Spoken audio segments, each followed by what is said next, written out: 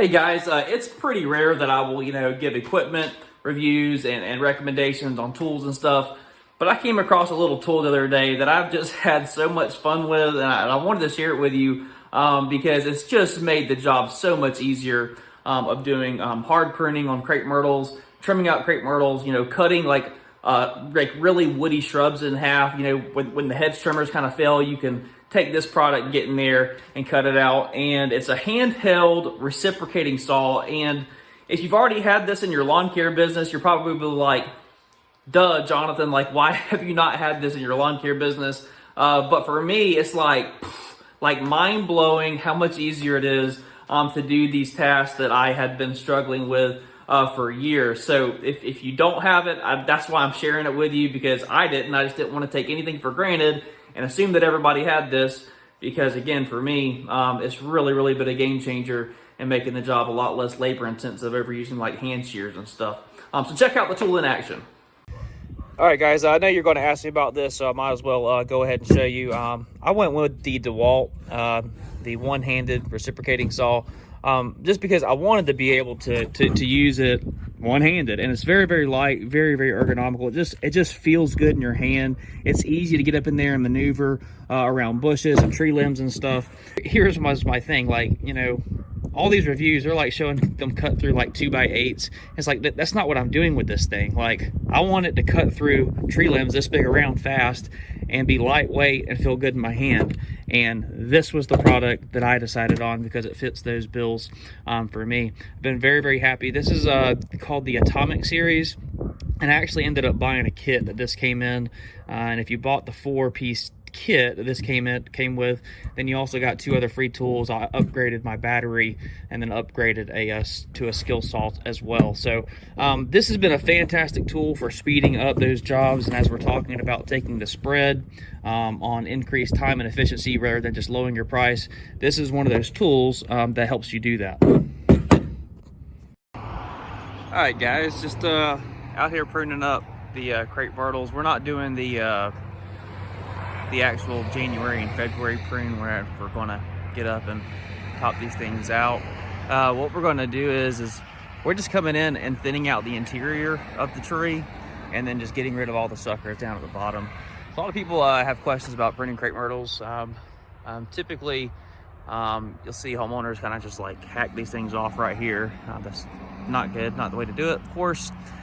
So just a quick refresher, guys. Maybe if you haven't pruned crepe myrtles before, or if not really sure, you can do the suckers at the bottom anytime.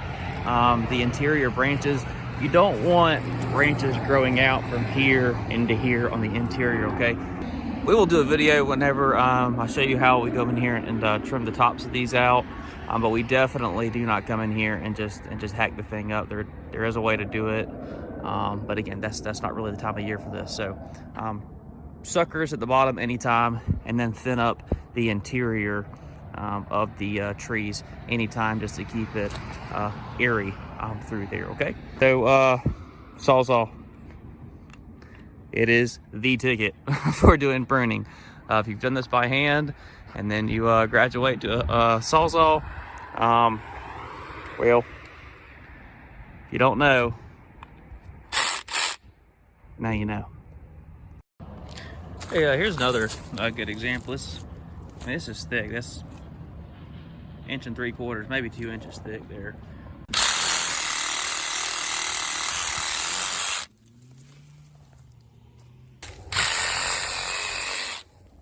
Interior.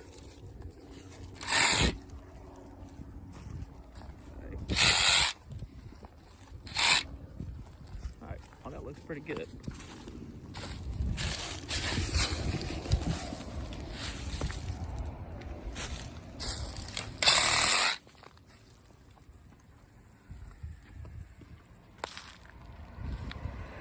Same thing.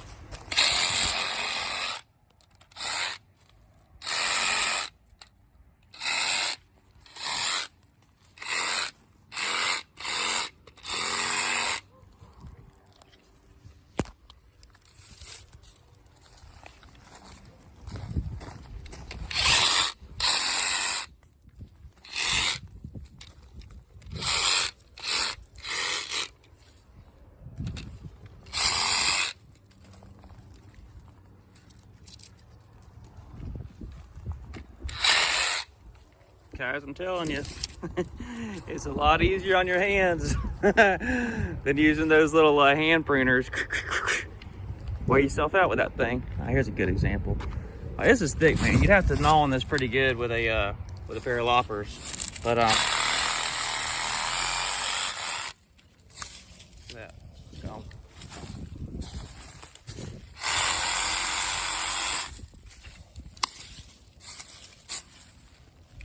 So other uses for that little tool is if you have a thicker shrub that a client is wanting you to take in half.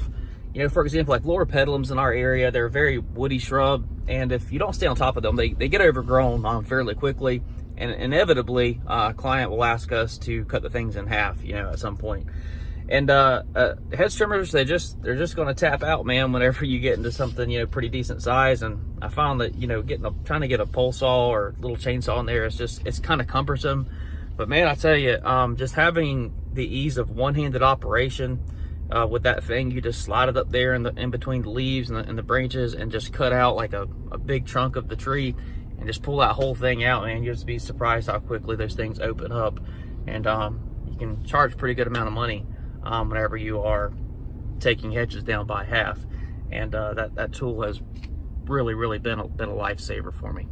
So again, my point in this video is it's not to push product on you at all. It is literally just to show you that this is a product that I've had a lot of fun with lately, and it's been a lot easier for me whenever it comes to pruning out shrubs and handling some of those tougher bushes that you're having to lop in half, okay? So if you don't have a handheld reciprocating saw of some sorts in your business, I would highly encourage you to add one to your tools. It really does make the job a lot easier.